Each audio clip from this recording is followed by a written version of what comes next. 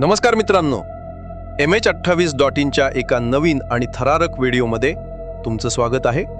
आज आपण ऐकणार आहोत खामगावमधील एक अशी घटना जी आजही लोकांच्या मनात जिवंत आहे. खामगावच्या GS कॉलेज समोरून जाणाऱ्या नांदुरा रोडवर आढळून आलेल्या स्त्रीच्या भूताबद्दल असलेली ही घटना आजही अनेक जणांना माहिती आहे, तर काही जुन्या लोकांचा अनुभव आजही जिवंत आहे. त्या काळी खामगाव इतकं गजबजलेलं नव्हतं.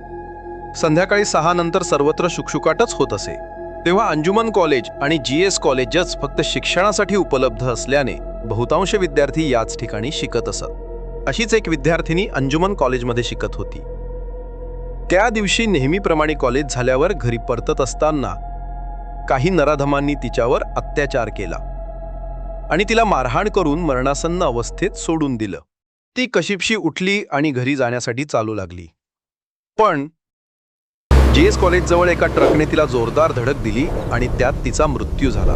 मात्र तिचं शरीर आणि डोकं वेगळं झालं. आणि याच घटनेनंतर त्या रस्त्यावर सुरू झाला एका विनामुंडक्याच्या स्त्रीच्या अतृप्त आत्म्याचा वावर.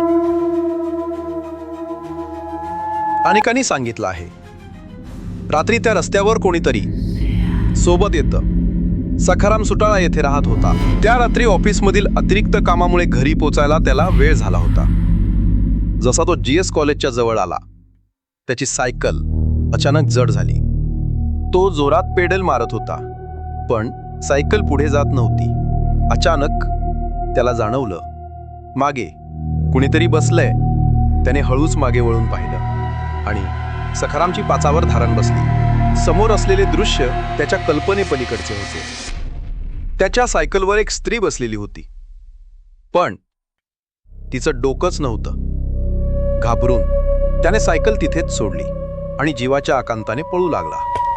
तो कसेबसे गावात पोचला. सखाराम हा इतर देवांना मानत नव्हता, परंतु त्या दिवशी मारुतीने सखारामचे प्राण वाचवले होते. वेळोवेळी इतर धर्म पंथाच्या देवांना नाव ठेवणारा सखाराम मात्र त्या दिवशी गावाच्या मारुतीला शरण गेला होता. त्या दिवशी तो वाचला, पण त्या भीतीने तो अनेक महिने आजारी पडला.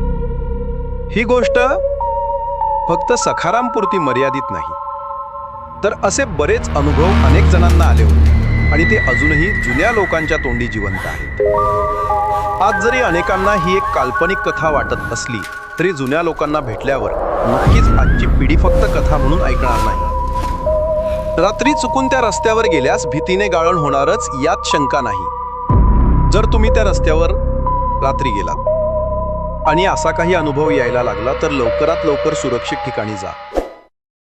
मित्रांनो, ह्यासारख्याच अनुभवलेल्या घटना तुम्हाला ऐकायच्या असेल तर चॅनलला सबस्क्राईब करा, लाईक करा आणि हा व्हिडिओ शेअर करायला विसरू नका.